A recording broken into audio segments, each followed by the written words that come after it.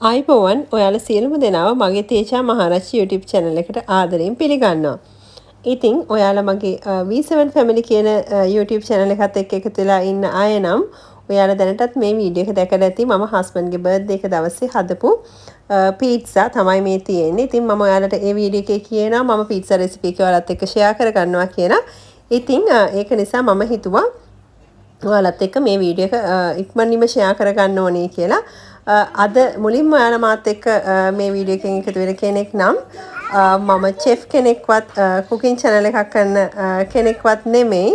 මම බබාලා 5 දෙනෙක් ඉන්න අම්මා කෙනෙක්. ඉතින් එයාලා 5 දෙනාත් එක්ක වැඩ කරන ගමන් තමයි ඔයාලට මේ විදිහට වීඩියෝස් අරගෙන එන්නේ. ඉතින් ඒක නිසා අර chef කෙනෙක්ගෙන් cooking channel එකක් කරන කෙනෙක්ගෙන් වෙන ඒ විදිය බලාපොරොත්තු වෙන්න එපා. මොකද අපේ ගෙදර පොඩි අය එක්ක තමයි මම වැඩ කරන්නේ. ඉතින් ඒක නිසා ඒගොල්ලොත් මේ වීඩියෝ එකේ හැමතැනම මෙහෙ ඉන්නවා. ඉතින් ඒක නිසා මම පුළුවන් විදියට ඔයාලට මම මේ පීට්සා එක හදපු රෙසිපි එක ෂෙයා කරගන්නම්.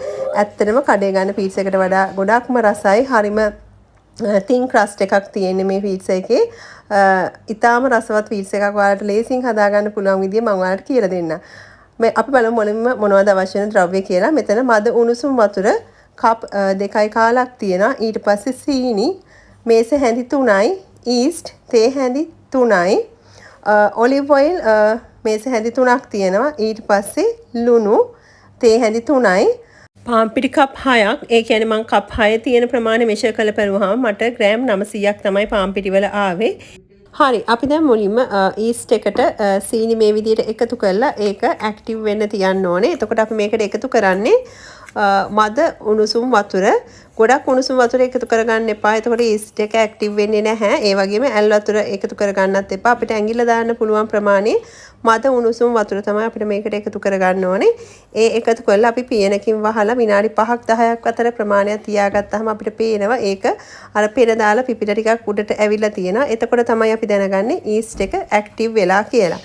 ඉතින් හැමතිස්සෙම ඇක්ටිව් වෙච්ච yeast එකක් පාවිච්චි කරන්නේ නැත්නම් අපි කොච්චර පිපෙන්න කියලා තිබ්බත් ඒක පිපෙන්නේ නැහැ. එතකොට ඩෝ එක අපිට ඩබල් සයිස් වෙලා එන්නෙත් නැහැ. හරි. දැන් විනාඩි 10කට විතර පස්සේ මම දැන් මේ ඇක්ටිව් වෙච්ච yeast එක මේ විදියට පාන් පිටියකට මික්ස් කරනවා. ඉතින් ඔයාලට මේ වගේ ස්ටෑන්ඩ් මික්ස් එකක් නැති කෙනෙක් නම් අතේ මික්ස් කරන්න ඒක කිසිම ප්‍රශ්නයක් නැහැ.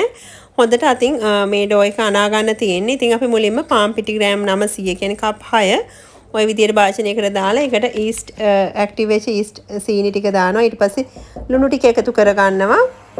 දැන් මේක මේ විදියට මිශ්‍ර වෙනකොට මම olive oil මේසේ හැඳි 3ක ප්‍රමාණය එකතු කරගන්නවා. එකතු කරලා ඒක ටිකක් මික්ස් වෙන්න දෙන්න. ඉතින් මේ වගේ ස්ටෑන්ඩ් මික්ස් එකක් නැති කෙනෙක් නම් අතින් මේ විදියට ද්‍රව්‍ය ටික දාලා හොඳට මේ විදියට කවලම් කරගන්න.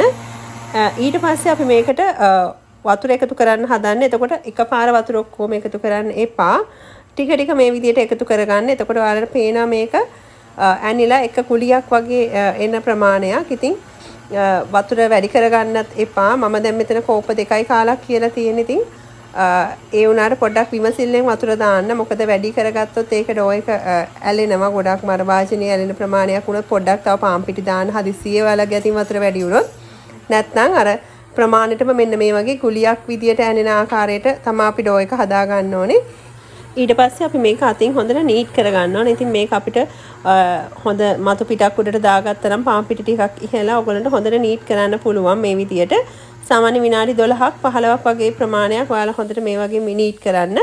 ඊට පස්සේ මෙන්න මේ විදිය තමයි එන්නේ. මම ඉතින් මේ හදපු වාජනේම මේක පිපෙන්න කියලා තියෙනවා. ඉතින් මේ මිශ්‍රණය ක්ලින් රැප් එකක් හරි නැත්නම් තෙතරෙදි කෑල්ලකින් හරි නැත්නම් පියනකින් හරි වහලා මේකේ සයිස් එක ඩබල් වෙන්න තියෙන්න ඕනේ. ඉතින් මේක සයිස් එක ඩබල් වෙන්න යන එක ප්‍රදේශ අනුව වෙලා වෙනස් වෙන උෂ්ණත්වයේ මේ ප්‍රශ්න නිසා.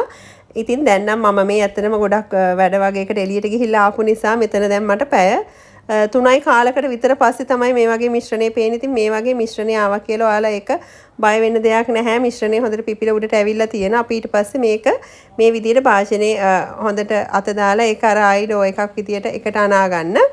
එකට අනලා ඊට පස්සේ අපි ඒ අතරතුර අපේ පීට්සා ට්‍රේ ටික අරගෙන ඒකේ ඔලිව් ඔයිල් මේ විදිහට හොඳට යට ගා ගන්න. කාලා ට්‍රේ තුන හදා ගන්න. හදාගෙන අපි දැන් පීට්සා ඩෝ එක අපේ ට්‍රේ එකේ ප්‍රමාණයට තියලා ඒක දාගන්න ඕනේ. ඉතින් මම දැන් මේ හදපු ඩෝ එක ඇත්තට මේ ට්‍රේ එකට වඩා පොඩ්ඩක් වැඩි. ඒක නිසා මම හිතුවා මේක ඊට වඩා ලොකු ට්‍රේ එකකට තියලා හදාගන්න. ඉතින් හරි ලේසි මේ ඩෝ රෙසිපි එක. ඇත්තටම මේ ලොකුවට අර මේ මහන්සි වෙන දෙයක් නැහැ. මොකද ඒක හොඳට දිගෑරෙනවා ට්‍රේ එකේ. අර අපිට ලොකු මහතර ක්‍රස්ට් එකක් ගන්න ඕනේ නැහැ. හොඳ තින් ක්‍රස්ට් එකක් විදියට ඉතා තුනියට අපිට මේක පුළුවන් හදාගන්න මේ විදියට. ඉතින් මම මේ පාපිටි ග්‍රෑම් 900 කියන්නේ කප් 6ක ප්‍රමාණයෙන් මම මේ විදිය පීට්සා සයිසස් තුනක ට්‍රේ තියෙන. ඉතින් මේකෙන් මම පීට්සා 5ක් හදන්න මට ඇති වුණා මේ ප්‍රමාණය. ඉතින් මෙන්න මේ වගේ ඇදෙන ඩෝ එකක් විදියට තමයි එන්නේ. ඉතින් චුට්ටක් පාන් පිටි පොඩ්ඩක් අර අපි තුනී කරන්නේ මතු පිට ඉහගෙන ඊට පස්සේ අපි රෝලින් පින් එකක් තියෙනවා නම් ගොඩාක් වෙලා ඒක තියලා අඹරන්න අවශ්‍ය නැහැ. පොඩ්ඩක් දිග අරගත්තට පස්සේ ඇති ඊට පස්සේ අපිට ඒක ට්‍රේ එක උඩ තියලා හොඳට දිග අරගන්න පුළුවන්. ඉතින් රෝලින් පින් එකක් නැති කෙනෙක් නම් අතින් ඔය විදියට පොඩ්ඩක් මේ විදිය මතු පිට උඩ තියලා දිග අරගෙන ඊට පස්සේ අපිට බේක් කරන්න බලාපොරොත්තු වෙන ට්‍රේ එකේ තියලා ඒක අපිට හොඳට දිග අරගන්න පුළුවන්. අර වෙන හදන ඩෝ එක වගේ නෙමෙයි. ඇත්තට මේක හොඳට අපිට අදින්න පුළුවන්. හොඳ ඇදෙන සුළු ඩෝ එකක් තමයි මෙතන හැදිලා තියෙන්නේ. ඉතින් ඒක නිසා අපිට අර මහතටම ගන්න අවශ්‍ය නැහැ ක්‍රස්ට් එක. අපිට ඉතා තුනියට රසට හොඳට වාටිය එන විදියට හදාගන්න පුළුවන් වෙනවා මේක. ඉතින් පීට්සා තුනියට ඒ කියන්නේ තින් ක්‍රස්ට් එකක් විදියට කන්න කැමති කෙනෙක් නම් මේ විදියට ඩෝ එක දිග ඇරලා ඊට පස්සේ ගෑරුප්පුවක් අරගෙන ඒක පොඩ්ඩක් මැද හිල් කරගන්න, හිල් විද ගන්න. අපිට හදිස්සියේ ඕගොල්ලෝ කැමති ටිකක් ඩෝ එක තියෙන, ඒ කියන්නේ පිටි ටිකක් තියෙන ප්‍රමාණයෙන් කන්න, ඒ කියන්නේ මහත ඩෝ එකක් විදියට කන්න කැමති කෙනෙක් නම් මේක පොඩ්ඩක් මේ විදියට ට්‍රේ එක උඩ දිග ඇරලා තව විනාඩි 5ක් 10ක් විතර රෙදි කෑල්ලකින් වහගන්න. එතකොට අපිට පේනවා මේක පිපිලා එනවා. එතකොට අපිට පුළුවන් අර ටිකක් මහත විදියට ලේ එක හදාගන්න. ඊට පස්සේ අපි මෙතන ඔරිගානෝ, තයිම්ස්, බැසිල් අපිට අවශ්‍ය ඒ පීට්සා වලට දාන ස්පයිසි තියෙන. ඉතින් ඒවා අපි මේ විදියට උඩින් ඉහ ගන්නවා. ඉහගෙන ඊට පස්සේ අපිට අවශ්‍ය සෝස් එකක් මේ විදියට අපි උඩින් ආලේප කරගන්න. ඉතින් මේකට අපි තක්කාලි සෝස් එකක් ආලේප කරගන්නව නම් ඇත්තටම හොඳයි. ඒක අපිට කඩෙන් අරගන්න පුළුවන්. නැත්නම් ඇත්තටම ගෙදර හදාගන්න තියෙනවා නම් ගොඩක්ම හොඳයි. තක්කාලි, සුදු ලුණු, අමිරිස් ඒවා ඔක්කොම එකතු කරලා අපිට බ්ලෙන්ඩ් කරලා හදාගන්න පුළුවන් මේ සෝස් එක. ඊට පස්සේ අපි මේ විදියට ඒක අපි අපේ පීට්සා ඩෝ එකේ හොඳට තුනී කරලා හොඳට වටේටම ගා ගන්න ඕනේ. ගාගෙන ඒක උඩින් තමයි අපි අනිත් ද්‍රව්‍ය තියා ගන්න ඕනේ. දැන් අපි බලමු මේක උඩින් අපි තියා ගන්න ඕනේ ද්‍රව්‍ය මොනවද කියලා. ඉතින් මේ තියෙන මේ ද්‍රව්‍යම අවශ්‍ය නැහැ. ඔයාලට ගෙදර තියෙන අවශ්‍ය ද්‍රව්‍ය වලින් හදන්න පුළුවන්. ඉතින් මස් මාළු නොකන කෙනෙක් නම් එළවලු, ඒ කියන්නේ ভেජිටබල් පාවිච්චි කරලා පීට්සා හදන්න පුළුවන්. ඒකට කැරට් ලීක්ස් ඒ වගේ දේවල් වලින් අපිට මේක උඩ සරස ගන්න පුළුවන්. ඉතින් මුලින්ම මම මේ විදිහට මම හදලා තියාගත්ත කලින්ම චිකන් හා ප්‍රෝන්ස් එකතු කරලා ඩෙවල් එකක්. ඒක ඊට පස්සේ මම මේ විදිහට උඩින් තියා ගන්නවා. ඉතින් මේකට මොසරෙල්ලා චීස් තියෙනවා නම් රසයි. ඉතින් මොසරෙල්ලා චීස් අවශ්‍යයි කියලා නැහැ. මොසරෙල්ලා චීස් නැති කෙනෙක් නම් අපිට මේකට වයිට් සෝස් එක හදා ගන්න පුළුවන්. පීට්සා වලට හදන වයිට් සෝස් එකක් තියෙනවා. ඒක හදාගත්තාම ඒක ඔයාලට පුළුවන් මේක උඩින් මේ චීස් වෙනුවට අපිට ඇප්ලයි කරන්න. ඊට පස්සේ මේ විදියට මං ගාව ඔය ගෙදර තිබිච්ච ಜಾති වලින් එක ಜಾති තිබුණා. ඒවා ටික මම ඉතින් පොඩියට දාගත්තා. ගොඩක් දේවල් අපේ බබාලා කැමති නැහැ එක ගොඩක් ಜಾති දානවට. ඉතින් ඒක නිසා ඉතා සරල විදියට තමයි මම පීට්සා එක මේ විදියට හදාගත්තේ. ලුණු, තක්කාලි, ඊට පස්සේ ඔලිව් ඔයිල් කිහිපයක් තිබුණා. ඉතින් ඒ ටිකයි ඔය ටික තමයි මම දාගත්තේ.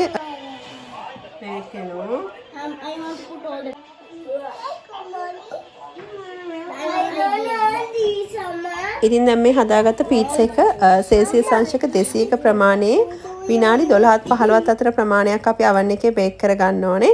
ඉතින් මේක oven එකෙන් oven එකට වෙනස් වෙනවා. ඉතින් විනාඩි 15ත් බේක් වෙලා මදි වටේ සුදු වගේ පේනවා නම් තව විනාඩි 2-3ක් වාර දාලා බේක් කරගන්න. ඒක කිසි ප්‍රශ්නයක් නැහැ. ඔයාලට වඩාත් හොඳයි ඔලිව් ඔයිල් ගෙදර තියෙනවා නම් මේ පීට්සා ඩෝ එක වටේට අපිට ඔලිව් ඔයිල් ඇප්ලයි කරන්න පුළුවන් නම් අර අපිට කඩෙන් ගන්න පීට්සා එකේ වගේම රසක් සුවඳක් අපිට ලබා ගන්න පුළුවන් ඒ වාටියේ වටේට ඔලිව් ඔයිල් ඇප්ලයි කරා නම්. ඉතින් මම ඔයාලට කිව්වනේ මම මේ පිටි කප් 6ක ප්‍රමාණයෙන් හදාගත්තා කියලා පීට්සා 5ක්. ඉතින් මම ගෙදර කන්න පාවිච්චියට පීට්සා 3ක් අරගෙන ඉතුරු පීට්සා 2 මේ විදියට මම පස්සේ කන්න අරන් තියන්න හදන්නේ. මම කියන්න කොහොමද ඒ කරන්නේ කියලා.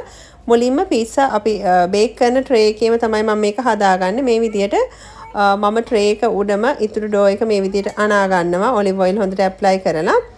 ඊට පස්සේ අර විදිහටම පීසා ටොපින් එක උඩින් අපි දාගෙන ඒක හොඳට ක්ලින් රැප් එකකින් මේ විදිහට කවර් කරගන්න ඕනේ. හොඳට ක්ලින් රැප් එකකින් වහගෙන ඊට පස්සේ අපි මේක ෆ්‍රීස් කරන්න තමයි ලෑස්ති වෙන්නේ. මේක අපි ෆ්‍රිජ් එකේ නෝමල් කොටසේ නෙමෙයි ෆ්‍රීසරේ කොටසේ තමයි දාගන්නේ. ෆ්‍රීසරේ කොටසේ දාගෙන ඒක අපිට අවශ්‍ය දවසක් තියන්න පුළුවන්. තියලා එළියට ගත්තට පස්සේ ගත්ත ගමන් කන්න බෑ. ඒක නිසා ඒක කූල් එක යන්න ටික වෙලාවක් එළියේ තියන්න. එළියේ තිබ්බහම අපිට කූල් එක ගියාම නැවත අර ඩෝ එක ඒ ප්‍රමාණයට කූල් එක ගිහිල්ලා පාන් පිටි වගේ ප්‍රමාණයක් වෙන ප්‍රමාණෙදී තමයි අපි මේක බේක් කරන්න ඕනේ. බේක් කරන්නේ තර ප්‍රමාණයටම තමයි සෙල්සියස් අංශක 200ට විනාඩි 12ක් 15ක් අතර ප්‍රමාණයක් බේක් කරගන්න. ඉතින් ගෙදර තියෙන ද්‍රව්‍ය පාවිච්චි කරලා මේ විදියට බබාලා ආස විදියට පීට්සා හදලා දෙන්න ඔයාලට පුළුවන්. ඉතින් ආරාධනා කරනවා ඔයාලා හැමෝටම මගේ තේජා මහරච්චි YouTube channel එක වගේම V7 family එකත් එක්කත් මේ විදියට ආදරෙන් එකතු වෙලා ඉන්න කියලා. ඉතින් තවත් ලස්සන වීඩියෝ එකකින් හම්බ වෙනකන් හැමෝටම සුබ දවසක් වේවා.